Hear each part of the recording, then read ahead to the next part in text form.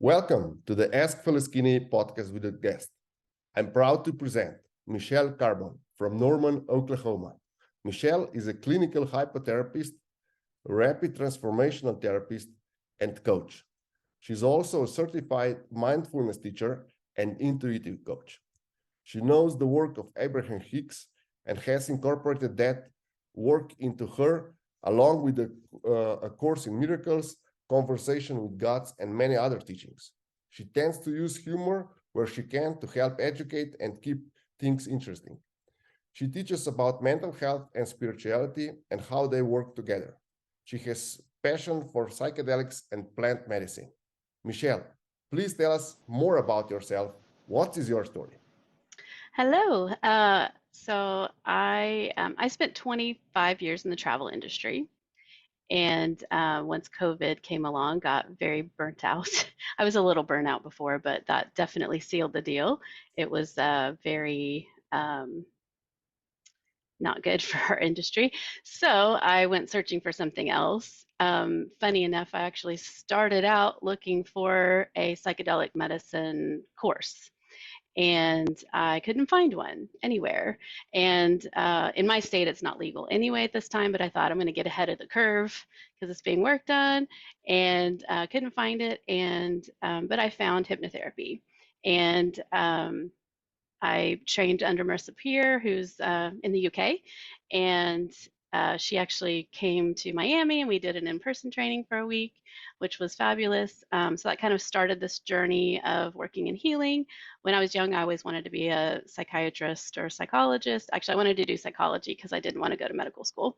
And so I always was interested in helping people. And I mean, my travel industry friends could tell you I was always encouraging and trying to make people be more positive and have a good outlook on life.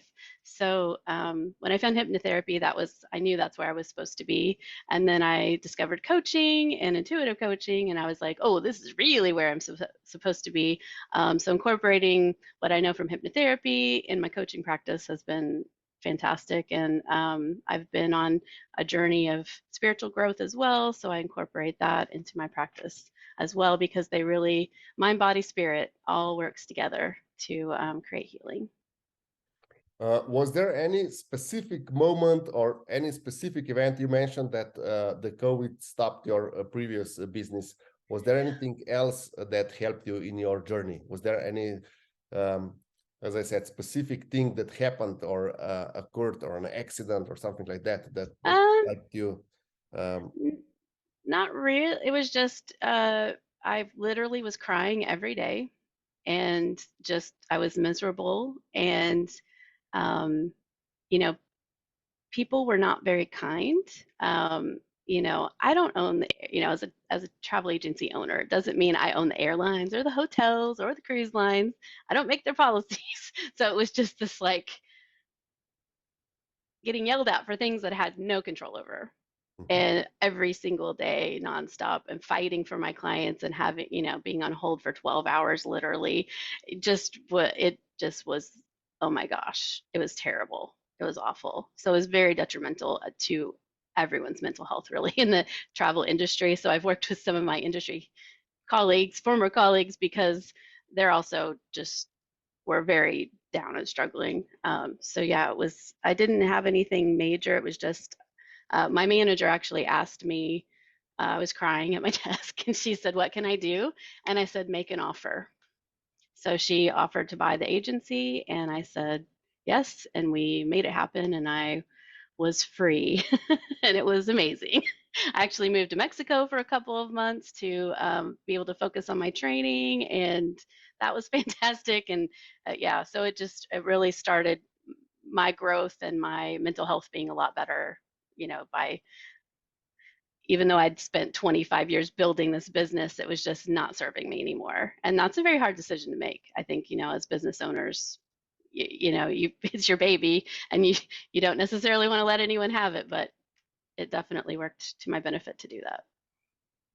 Okay, great. So basically you have first-hand experiences with businesses and business people involved and their mental health. you said you focus on the travel industry, but I'm sure that you have clients from all areas of life. Oh yeah, I mean, I have some clients in the travel industry, but I have definitely all walks of life. You know, have had students and and then everything else, you know, up to CEO level. Great. I would like to start just with the claims. I really like the quotes, and I like what Lao Tzu wrote. And I would like to know if you agree with that. He wrote that if you are depressed, you're living in the past. If you are anxious, you're living in the future. And if you're at peace, you're living in the present. Would you consider this to be correct? Yeah, I definitely agree with that. Although in some ways, anxiety can live in the past and the future.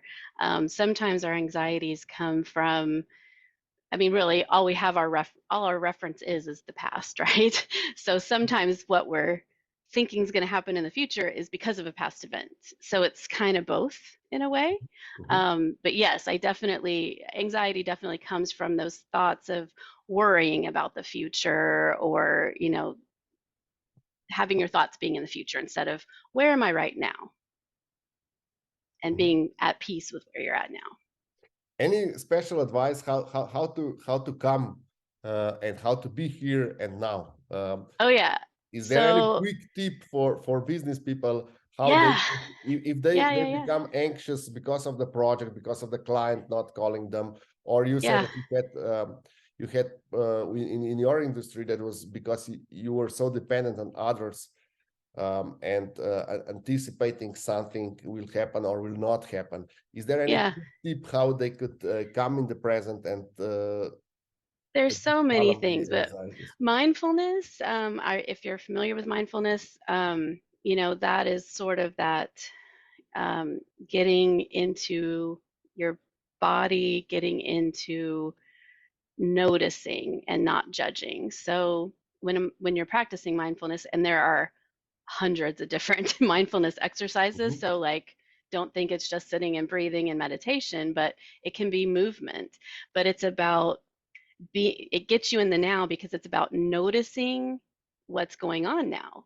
So if you're breathing, you notice the breathing, notice how it feels going in your nose and in your throat. Do you feel it in your throat? How does your skin temperature feel? How does your hands feel? How does your body temperature feel? And you're not judging these things, you're just noticing. How does Mhm. the room feel? What kind of sounds are you hearing? And just getting present and just allowing yourself to be. So if there was a, you know, if I was going into a big meeting like before this, I, you know, just stilled myself and allowed myself to try to let go of any thoughts that I had, and just to be and be in my body and be present. So that would be one little thing that can be quick or can be long. It just depends. There's things like Qigong is a mindfulness practice, if you've heard of that. So that's sort of Mhm. similar to Tai Chi.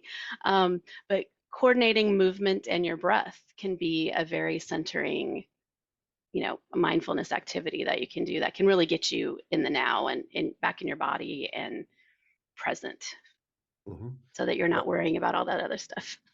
My go-to move, sorry, is when I start concentrating on my breathing, Yeah, and it works really fast in like 10 seconds or 12 seconds. The anxiety is gone, and I'm that's here, great. and Yeah. that is how I go about it. According to my experiences, mental illnesses are the biggest obstacle to productivity and efficiency in business. What's your take on detection of mental illnesses?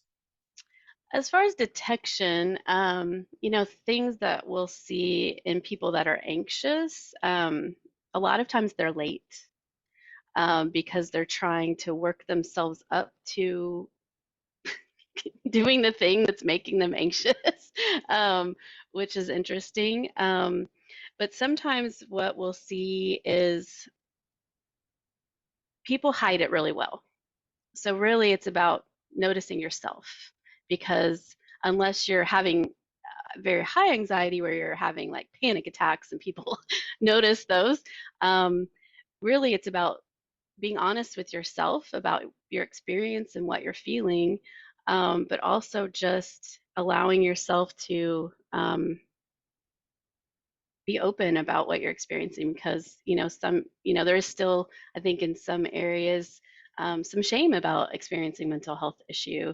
And so being open about, okay, I'm kind of anxious right now, I need to take a beat, and allowing yourself to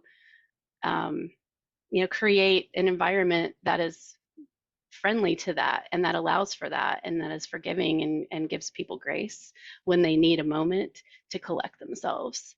Um, so, but mindfulness is how you can help detect it. So when you're having those moments going, okay, what am I feeling? What's going on? What are my thoughts doing? What am I thinking about? Okay, oh, I'm thinking about something 2 weeks from now. Well, I don't need to worry about that right now. I have a meeting to go into, right? So those kind of things too.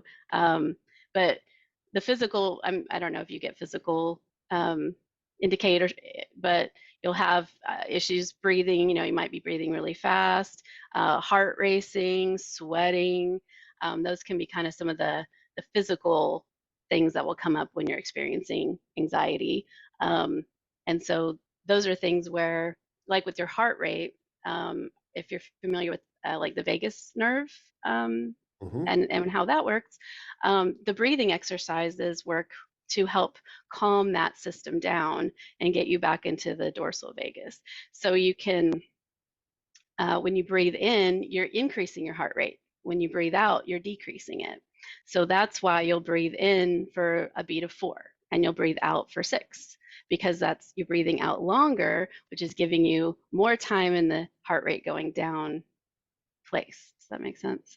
Yes. So yeah, that can be something that's really useful for I would taking care of also. that. I went off on a little tangent there.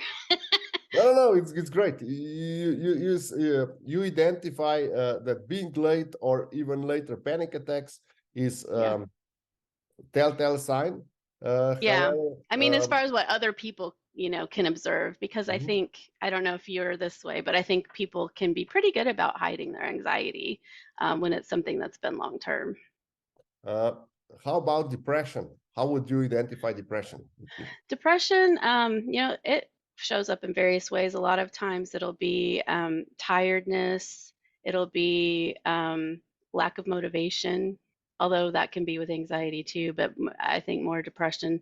Um, and really, depression can, for one of the causes of depression is just not following your heart's desire. So, if you're in a job or you're running a business that just isn't resonate with you anymore, that could cause you to be depressed.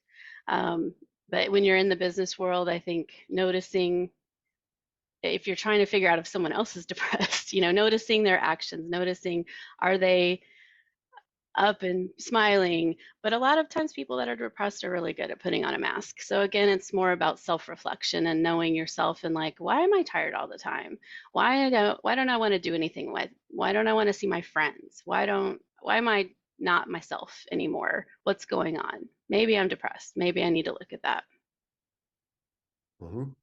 Great. So if someone is not attending office party, he or she is depressed. Could be, or it could be they're found something better to do. Okay. What is your take on prevention of mental illnesses? What can a person or even what can a company do to help prevent mental illnesses in Okay. environment? I love this question so much. So as far as what a company can do, let's talk about the what's the word I'm looking for? The atmosphere, the culture. Okay, the culture. Where I live, there's a computer company, big call center that was opened, and my now ex-husband actually worked there for a very short time because he literally became suicidal working there. It was so terrible. The culture was so mean and competitive in a not nice way and backstabby, and it was ridiculous. So I was like, quit because that's terrible. So when you see companies that have a lot of high turnover, that's probably why. It's not the job necessarily, it's the environment, it's the culture. When you create this culture of meanness and not trusting people, and oh, it was awful. So creating an environment that understands I need a mental health break for 10 minutes. I need to go, like, can we delay this meeting for 5 minutes? Can I just take a beat and collect myself because something happened, or I got triggered by something or whatever. So I think companies creating a culture that is open and kind about that. Like someone I'm dating now, where he's working is like that. His boss understands that, okay, I need a minute and it's fine.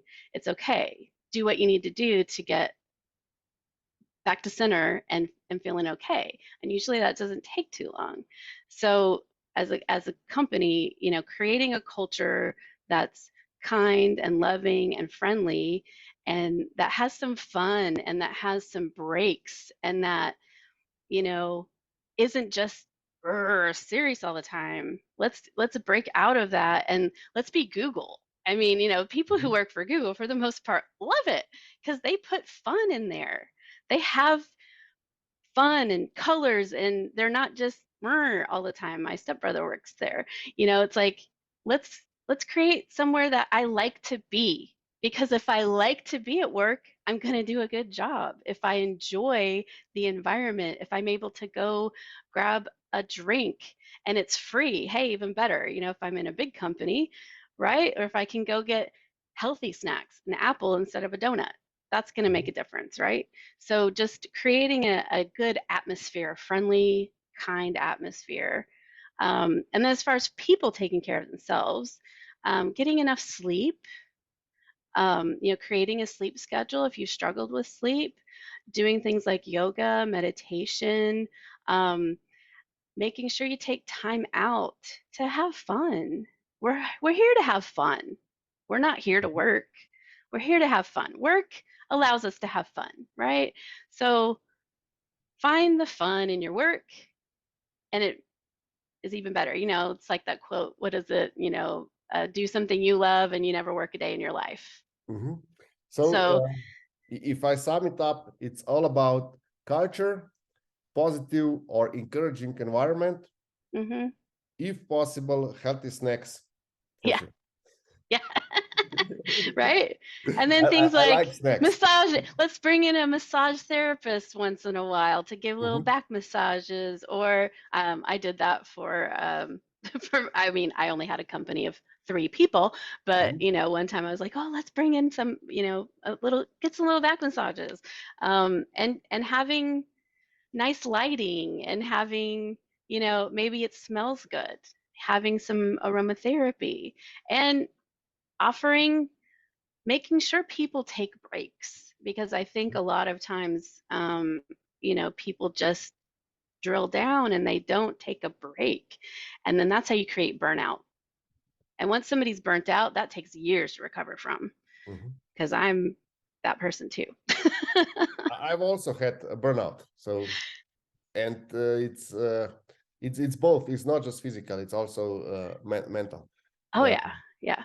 I wanted to ask you another question that is Mhm. maybe a bit controversial, but however, I would like to know what's your take on it. What you describe about cultural environment. Would you say that women are better at creating uh, friendlier environment at work than men, like men bosses? Who better I at would that? say on average, yes, just Mhm. because the culture that we live in as, Europeans, Americans, Canadians, is one that sort of raises women to be nurturing and kind and raises boys not. You get called a sissy, well, in America, you get called a sissy or other words that I won't use if you're weak, or Mhm. you're too nice, right? Men need to be and and it now, in my circle, I have many men that are very kind and sweet and loving. So, but they're not running companies. And I think, it's just this culture that's been created over the past, 50 years or 80 years or whatever, of that type A guy. And the type A guy gets some shit done, but he's not really a nurturing person. So maybe you need two people running the company. You need somebody running the culture, and you need somebody running the other stuff. And you need a woman in that role, or somebody who is in touch with their giving and loving, nurturing side. Okay. There is a huge problem of drug abuse in business community. Now the question for me, I think this we all agree with that. And now also there are many energy drinks that are on top of drugs, and different enhancement drugs, also prescription drugs for that are used and abused. Would you say that the drug use is the consequence of the mental health problems that people that use drugs experience, or would you say that mental health deteriorates because of the drug use? I think mostly it's the former. That I've worked with addictions, and it's a coping mechanism. So I'm depressed, so I'm going to use some cocaine, or I'm depressed, so I'm going to drink alcohol, which is kind of backwards because alcohol is a depressant. But you drown in your sorrows. Drugs chemicals are an escape.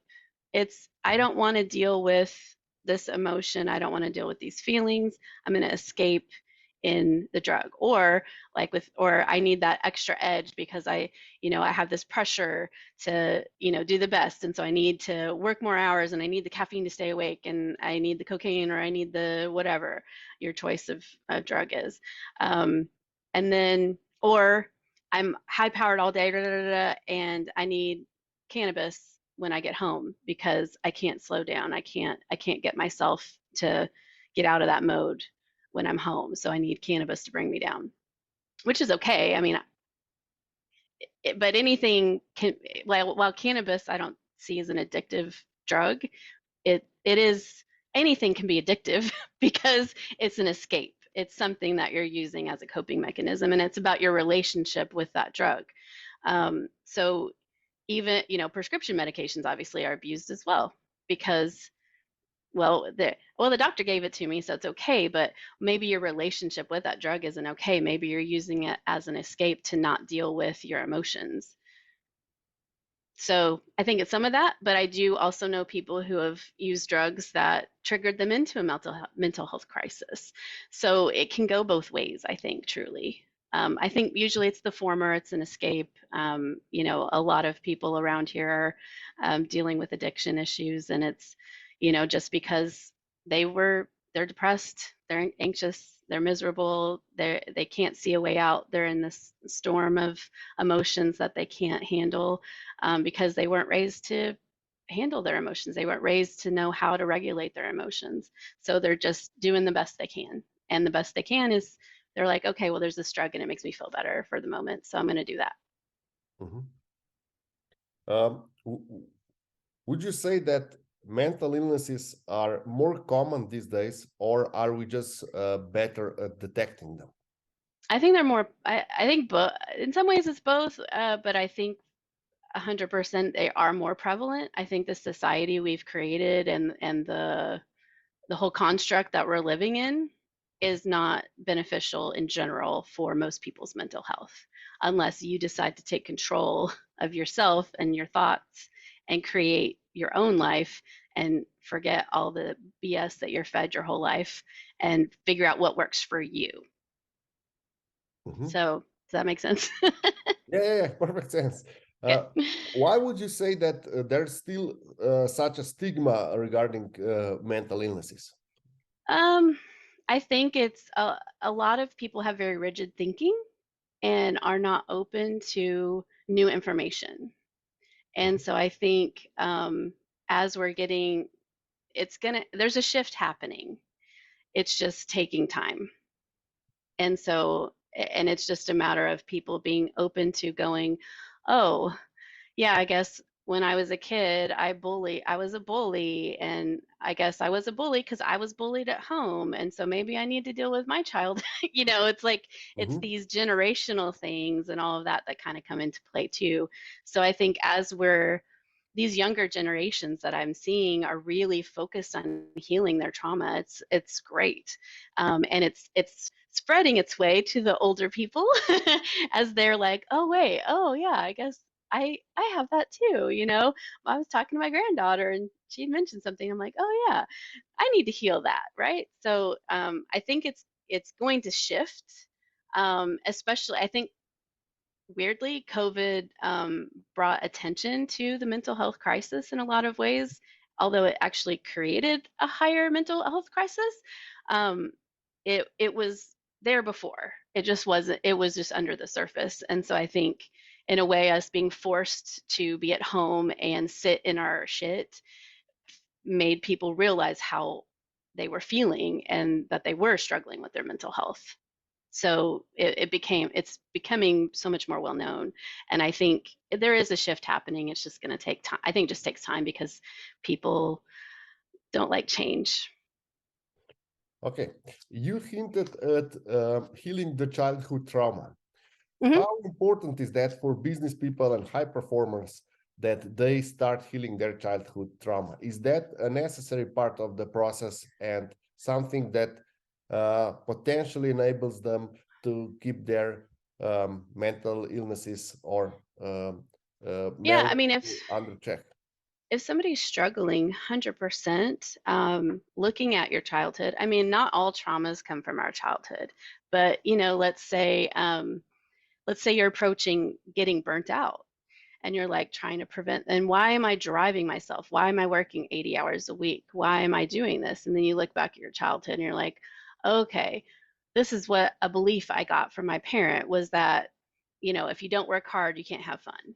Or, I mean, I don't even know. I don't have any of those type of things, but the little beliefs that our parents instill in us by their actions and words, and teachers and coaches. So I've worked with a lot of women who have anxiety from like their coach when they were a kid and playing soccer and telling them they're not good enough, or trying to get them to improve by you need to do better, you need to move, and so give I think in some ways it's that you're not giving yourself grace, Mhm. and so you're constantly critical of yourself. And if the only person if you're the head of the company and you're critical to yourself, what are you doing? Nobody else is above you to say, no, you're doing a great job, keep it up. But you need that, right? So I think healing, looking at your childhood trauma is important if you're struggling with a belief or something. But sometimes we found things come from teenage year, or not even, but like college, those first, oh, I was out on my own and that sort of thing too. So young adulthood sometimes, and sometimes it can be something from even later, you never know. But I do think looking at that, considering, am I struggling? Let me look at my childhood. Was I ignored? Was I beat? Was I raped? Was I, what kind of traumas did I experience? Do I not remember my childhood? If you don't remember your childhood, that's a huge red flag of something happened that my mind's protecting me from, but there's a little 8-year-old in there running a part of my life. Mhm. And I don't want an 8-year-old running my life. I was a dumbass when I was an 8-year-old. So I don't want her running my life. I want to make friends with her and be like, okay, 8-year-old Michelle, we're gonna play. This is, you're my play partner. We're gonna go play. We're gonna have fun. That's what part you need to be, not a part that says you're not good enough. Remember, mom said you're terrible or whatever, and so you get down on yourself and you're focused in the wrong things, and then you're creating a culture in your business that isn't very friendly, right? Because for what's familiar to you is treating people like crap because you were treated like crap, that kind of thing. So,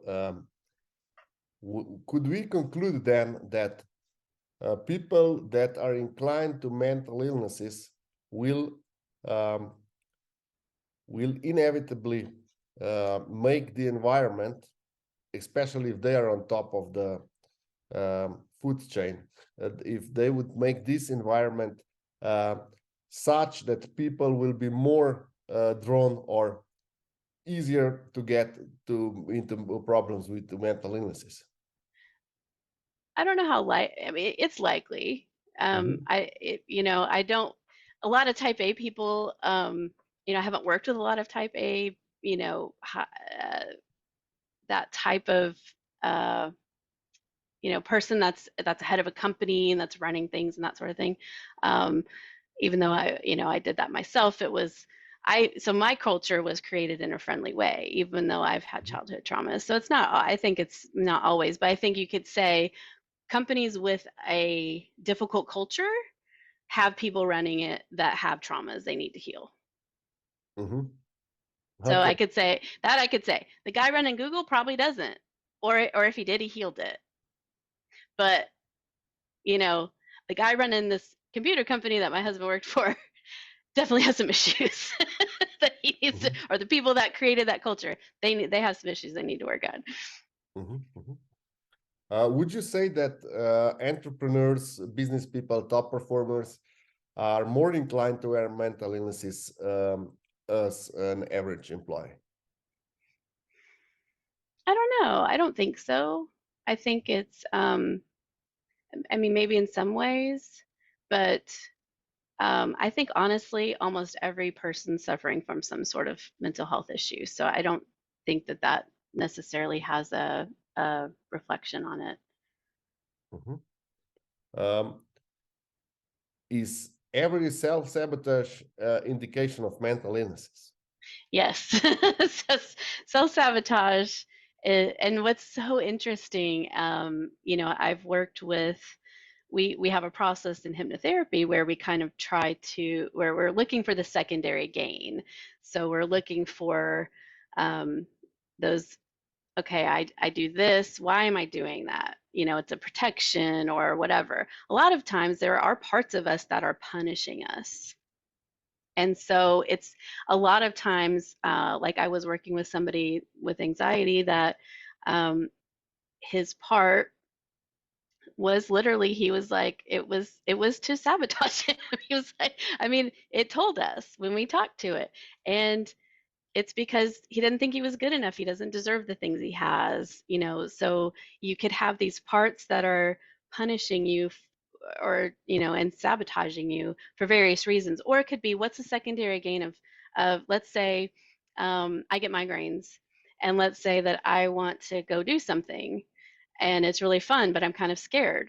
It's something new. I'm nervous about it, or whatever. I have some anxieties about it. So guess what? My mind goes, oh, guess what? I'm going to give you the greatest excuse ever. You're going to get a migraine, and you won't have to go to this scary thing. You can stay home in bed and sleep and feel like crap in bed.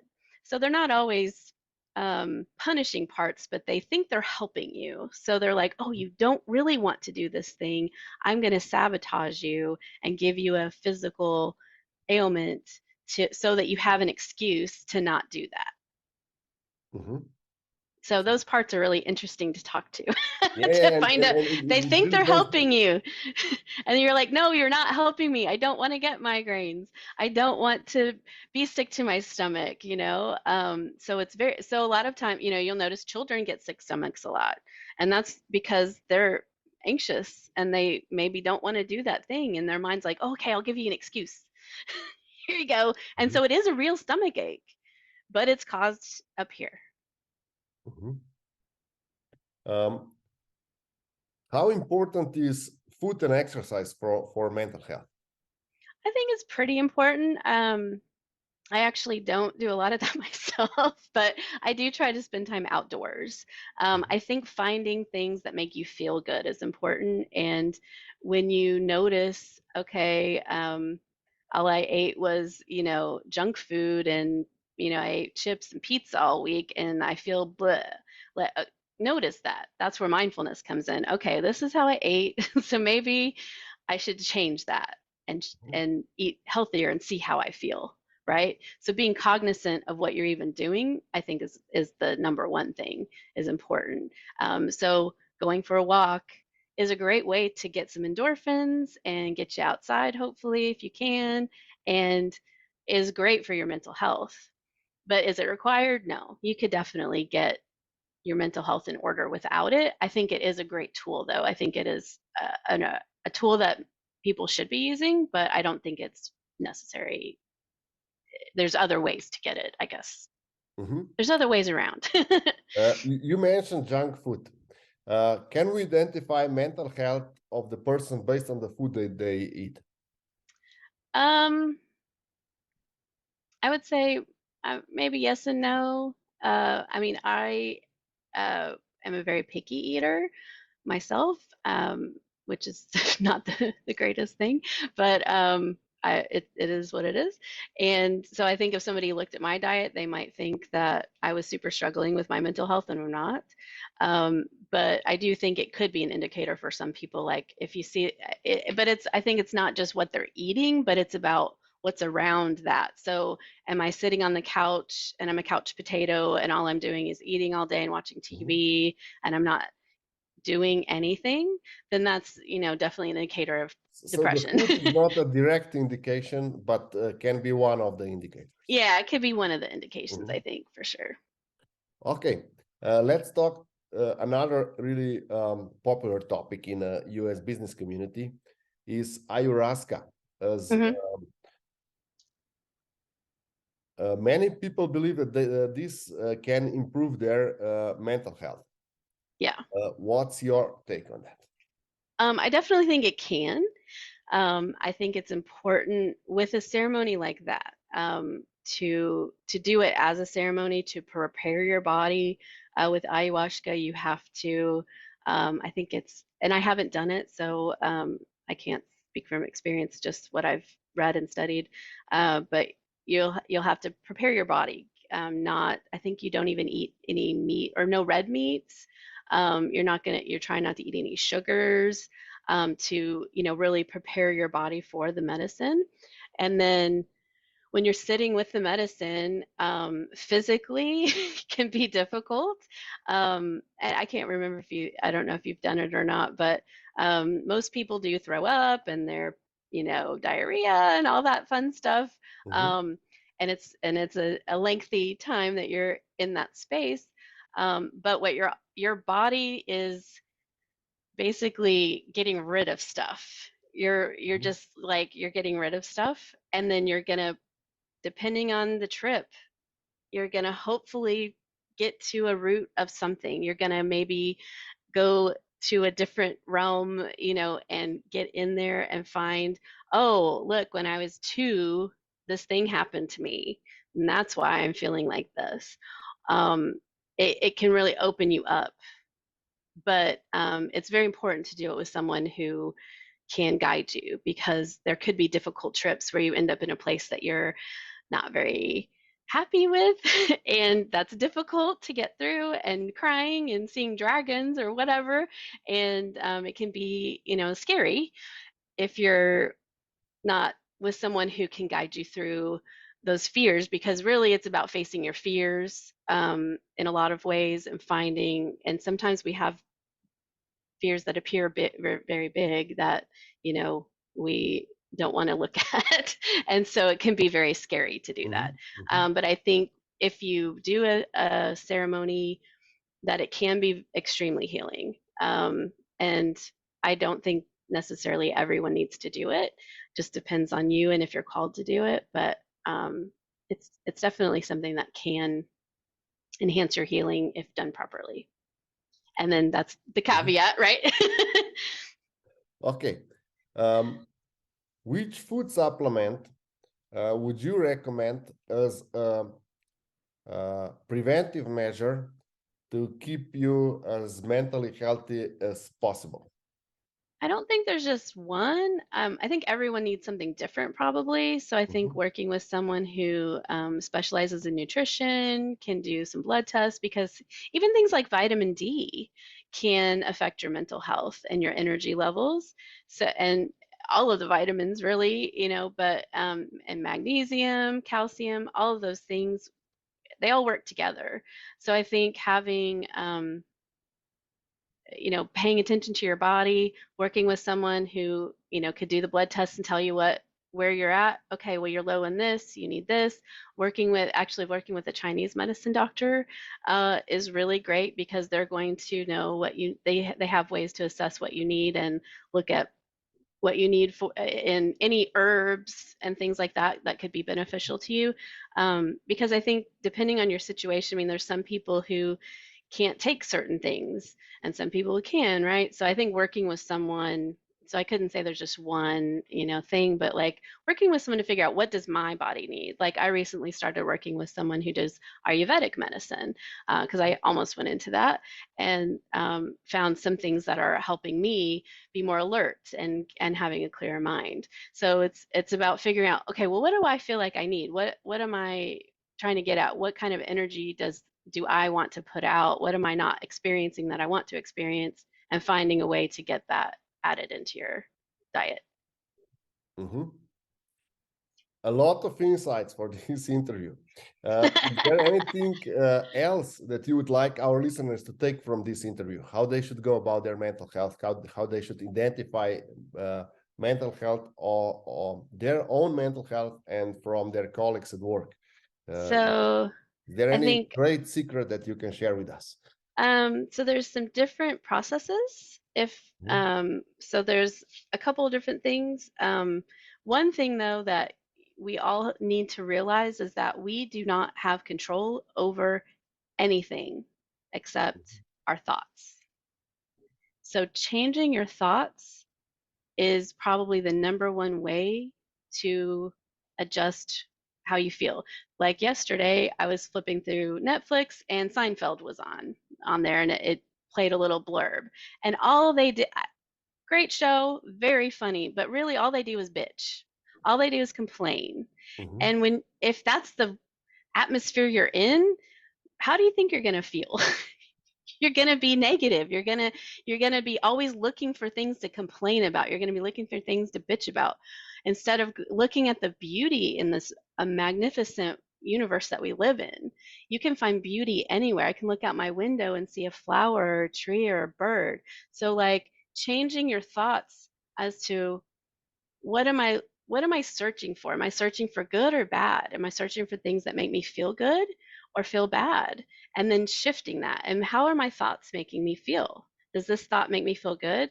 Thinking I'm not good enough, thinking I'm going to fail at this meeting. Is that helping you? No. Go into that meeting with, I'm going to do great at this meeting. I know exactly what I'm talking about. I am prepared. That is going to uplift you and get you in a place where you are going to do great, because you told yourself you were going to do great. So changing your thoughts is going to help change your emotions, which is going to change your actions. Okay. Thank you for all these insights. I You're will welcome. put links to your webpage and the address where they can get you in the description. Great. So thank you again for being my guest tonight. Yeah, thank you for having me. It was a lot of fun. I appreciate it.